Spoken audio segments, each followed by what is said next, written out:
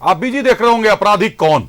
पीछे पप्पू यादव साहब की तस्वीर लगी हुई है। पप्पू यादव साहब बिहार से निर्दलीय सांसद चुनकर आए हैं। अच्छा राजनीतिक करियर रहा उनका, अच्छा राजनीतिक जीवन रहा। आज पप्पू यादव साहब ने प्रेस कॉन्फ्रेंस करके असम के सीएम हिमंता बिस्वा शर्मा साहब पर गंभीर आरोप लगाए हैं।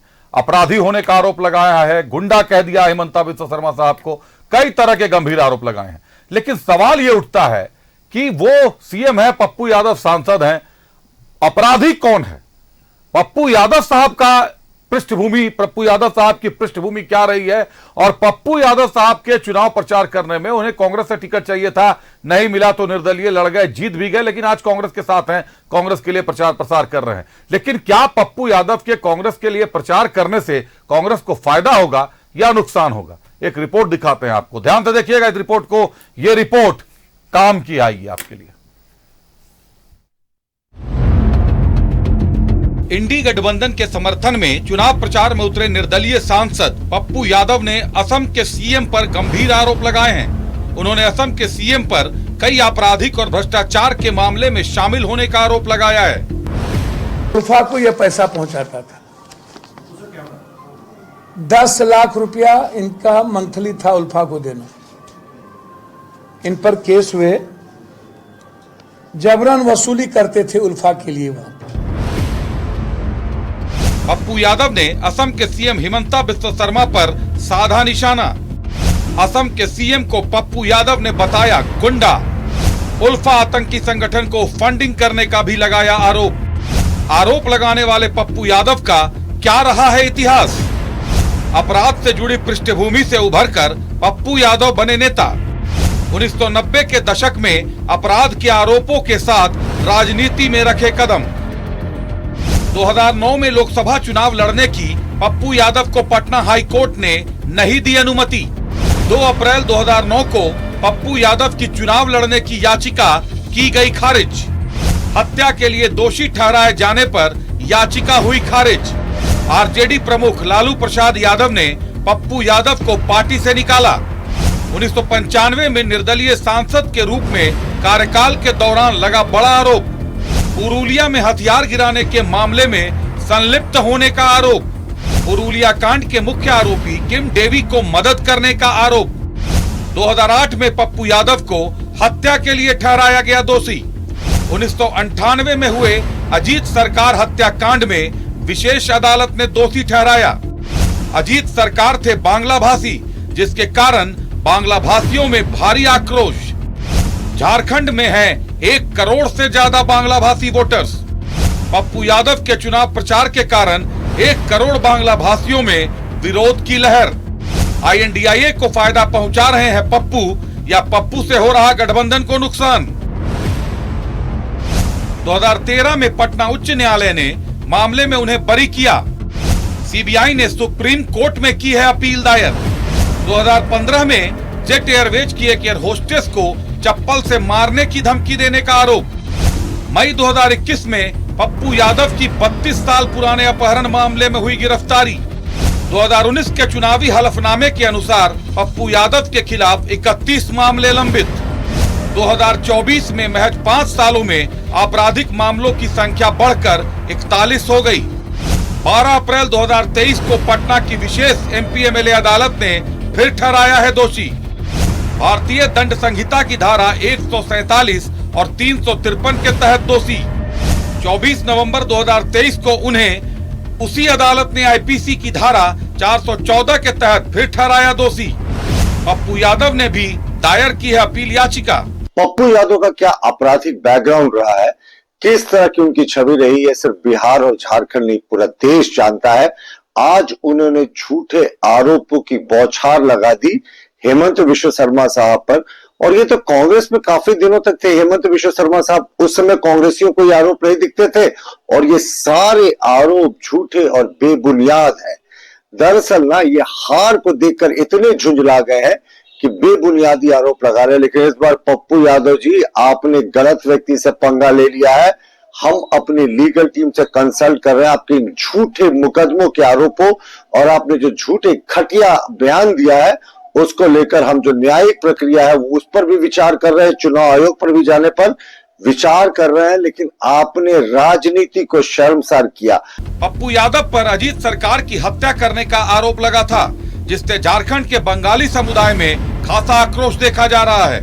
ऐसे में पप्पू यादव के प्रचार से कांग्रेस को फायदा होगा या नुकसान, ये देखना कांग्रेस को गंभीरता से चाहिए। न्यूज़ 11 भारत के लिए रांची से विपिन के साथ ब्यूरो रिपोर्ट।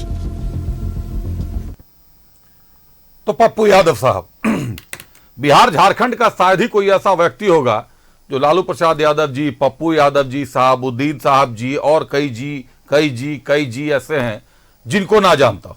ये सारे जी को जानते हैं हम लोग, सारे साहब लोगों को मीडिया भी जानती है बिहार झारखंड की, और लोग भी जानते हैं।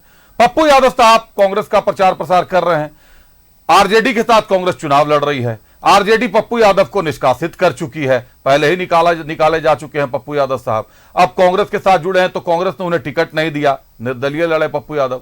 आज उन्होंने आरोप लगाया है कि हिमंता बिस्वा शर्मा गुंडा है, लेकिन पप्पू यादव क्या है? यह एक बड़ा सवाल खड़ा हो गया है सियासी गलियारे में कि जिन पर 41 मामले विचाराधीन है, जो खुद हत्याकांड के एक आरोप में सजा याफ्ता है, उनको विशेष अदालत ने सजा दी, उच्च न्यायालय ने उनको बरी किया, लेकिन उसके बावजूद सीबीआई ने गिरफ्तारी के लिए फिर से सुप्रीम कोर्ट में अपील दायर की है। अभी मुश्किलें टली नहीं है, लेकिन जो मरे थे, जिनकी मौत हुई थी, वो थे अजीत सरकार, एक बांग्ला भाषी। और बांग्ला भाषियों के बीच ये बात खासी प्रचलित है, जो अजीत सरकार के परिवार वालों का आज भी आरोप है कि वो हत्या पप्पू यादव साहब ने की थी या करवाई थी, जो भी मामला हो। एक बार रुक करते हैं सहयोगियों का। श्रीकांत हमारे साथ जुड़े हैं गिरिडीह से, नौशाद जुड़े हुए हैं हमारे साथ, और सुरेंद्र बोकारो से जुड़े हैं। पहले श्रीकांत का रुक करते हैं।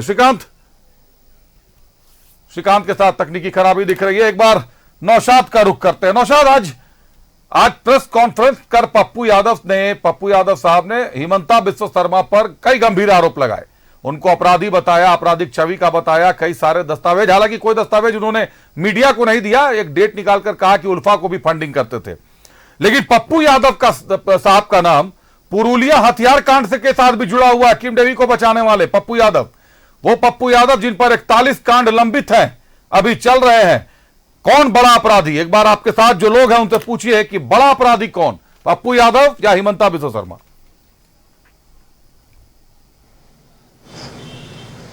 देखिए अभिषेक, चुनाव के नजदीक आते ही जो नेता हैं का जनप्रतिनिधि है, वो अपने मर्यादा का ख्याल नहीं रख रहे हैं और अनर्गल बयान देने से बाज नहीं आ रहे हैं। ये वही पप्पू यादव हैं जिन पर 4 दर्जन से अधिक मुकदमे दर्ज है, और कहा जाता है ना कि कहावत है कि चलनिया बोले सुपुआ में जिसके पास उतना छेद है। तो वही होता है कहानी कि जिस तरह से पप्पू यादव ने जो आरोप लगाए हैं, कहीं ना कहीं ये कहीं नहीं आने वाले समय में उनके लिए मुसीबत बन सकती है। पप्पू यादव जो कभी आरजेडी के पास जाते थे, आरजेडी ने उन्हें निष्कासित किया, एक विस्फोटक बयान के लेकर वो एक तरह से हीरो बनना चाहते हैं झारखंड में। झारखंड के ऊपर कई मुकदमे उनके ऊपर दर्ज है। अजीत बाबू के भी सबसे बड़ा मामला है कि अजीत बाबू हत्या का आरोप है उनके ऊपर। तो जाहिर सी बात है, एक विशेष समुदाय के खिलाफ उन्होंने फिर से जो हवा दे दी है, और एक विशेष समुदाय उनके खिलाफ लगातार पहले भी हमलावर था, और अब तो जिस तरह से बयान उन्होंने दिया है और जिस तरह से उनको जो अनर्गल बयान आ रहा है, ये कहीं ना कहीं उनको हताशा का परिणाम है। उनको पता है कि पप्पू यादव कि अगर हम बिहार में तो उनको कोई वहाँ पर वैसा कुछ बयान या फिर वैसा बिहार में कोई पूछ नहीं रहा। जाहिर सी बात है, चुनाव है झारखंड में अगर कुछ वैसे हम विस्फोटक बातें बोल दें, अनर्गल बातें बोल दें, तो वो हो सकता है। आपको पता होगा कि लॉरेंस बिश्नोई के मामले में एक फर्जी कॉल उनके पास आता है, जब वो लॉरेंस बिश्नोई के बारे में जब जो मामला विचाराधीन है, जो अभी जेल में व्यक्ति है, मामला कोर्ट में है, उसके खिलाफ जिस तरह से बाबा सिद्दीकी हत्याकांड में उन्होंने जो बयान दिया था, और जब वो फर्जी कॉल आता है, उसके बाद से उनकी सिट्टी पिट्टी गुम हो गई थी। आपको पता है कि जिस तरह से ऑडियो वायरल हुआ था, जिसमें 2-3 मिनट का वो ऑडियो था, जिसमें वो अगला बोल रहा है कि आप अपने रास्ते में काम करो, आप नेतागिरी करो, हमारे रास्ते में मत पड़ो। उसके बाद से उनका जवाब सबने देखा, सबने सुना, किस तरह से वो बोलते कि ये महज नेताओं का ट्वीट है और कुछ नहीं है। ये हम लोग का एक जब भी कुछ वैसे मामला होता है तो नेता एक ट्वीट करते हैं, मैं नहीं पढ़ता इस सब मामले में, मैं वैसा कुछ नहीं हूँ, वैसे कुछ बात नहीं है, ये वो करके बाद में फिर पता चलता है कि कॉल फर्जी है या फिर नहीं हो, तो फिर जांच का विषय है। लेकिन जो एक सिंपल कॉल से है और वाई और जेड श्रेणी की सुरक्षा की मांग करने लगते हैं, उसको वो दूसरे पर आरोप लगाते हैं, कहीं ना कहीं हताशा का परिणाम है और निराशा का परिणाम है कि अब झारखंड में चुनाव है और चुनाव में इसी बहाने कम से कम हीरो बन जाए, जिसको जो बिहार में जिसकी कोई पूछ नहीं है, किस तरह से रो रहे थे। आपको याद है जब उनको लोकसभा चुनाव और विधानसभा चुनाव के दौरान बिहार में जब टिकट को लेकर वो दरवाजे पर आए थे लालू जी के, और वहाँ पर जब बाहर निकलते ही फपक के रो पड़े थे। तो इस तरह की बातों से बचना चाहिए, हमारा यही सलाह है। और हम लोग यही कह सकते हैं कि आप राजनीति जरूर करें, लेकिन बड़ा आरोप और बिना तथ्यों के, आपके पास ना कोई लेटर था ना आपके पास कोई चिट्ठी थी और आपने सीधे मुंह में जो आया बोल दिए, वो इस तरह का से बड़े नेता हैं और प्रभारी हैं झारखंड के, और उन पर इस तरह का आरोप लगाना कहीं न कहीं से बचने की ज़रूरत है। और ऐसे भी बीजेपी तैयार है पूरी तरह से उन पर मुकदमा करने के लिए और उन पर जो आरोप लगाया है उसको लेकर। तो ये झारखंड में एक कह सकते स्टंट करने का मूड में है और सोच रहे हैं कि स्टंट करके वो हीरो बन जाएं। चूंकि झारखंड बिहार एक है तो जाहिर सी बात है वो सोचते होंगे कि आने वाले समय में झारखंड में भी राजनीति की तैयारी करें। बिल्कुल नौशाद, कहीं ना कहीं एक राजनीतिक जमीन तैयार करने का प्रयास है। अपनी पार्टी भी एक बार बनाया था उन्होंने। एक बार बने रहिएगा नौशाद। सुरेंद्र बोकारो से जुड़े हुए हैं। सुरेंद्र, अजीत सरकार हत्याकांड कौन नहीं जानता, विभाजित बिहार का सबसे बड़ा हत्याकांड था अजीत सरकार हत्याकांड। अजीत सरकार साहब एक बांग्ला भाषी थे, बंगाली समुदाय से आते थे, और आज झारखंड में 1 करोड़ बंगाली समुदाय के लोग हैं कम से कम। एक आक्रोश देखा जा रहा है बांग्ला भाषियों में कि जिसने हत्या की, एक मासूम इंसान की है अजीत सरकार साहब की, आज जिस पर हत्या का आरोप है, जिसको जो सजा याफ्ता हुआ हत्याकांड में, बाद में उसको उच्च न्यायालय ने बरी किया, लेकिन सीबीआई फिर से सुप्रीम कोर्ट गई है क्योंकि सीबीआई के पास पुख्ता सबूत हैं। आरोप में अभी भी पप्पू यादव घिरे हुए हैं। वो हत्याकांड के आरोपी को लेकर कांग्रेस वोट मांग रही है, महिलाओं के पास जा रही है, बांग्ला भाषियों के पास जा रही है। क्या लगता है, ये 1 करोड़ वोट का नुकसान कांग्रेस उठाना चाहेगी, या बंगाली समुदाय क्या एकजुट नहीं होंगे कि एक बंगाली व्यक्ति की हत्या की गई है उसको इस तरीके से भूल जाएंगे लोग?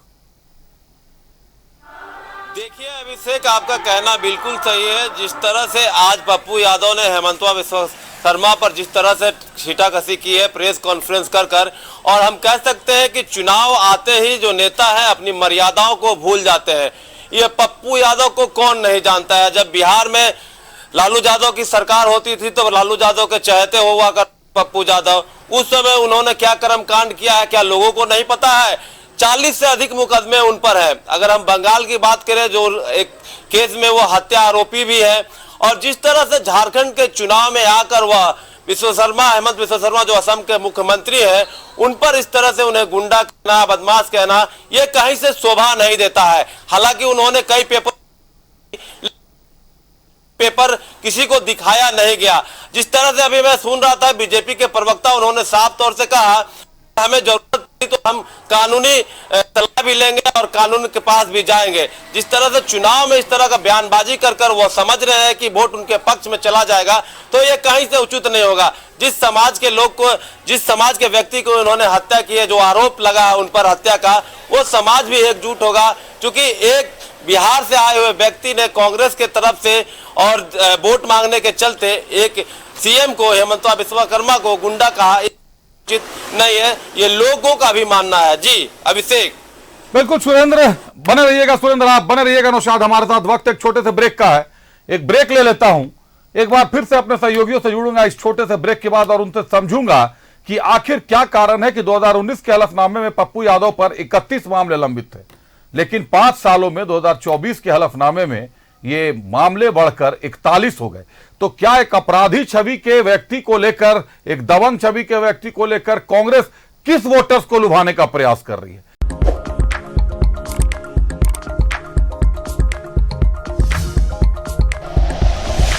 Like and share videos, subscribe करें हमारा चैनल और प्रेस करें बेल आइकॉन। न्यूज़ 11 भारत, सच है तो दिखेगा।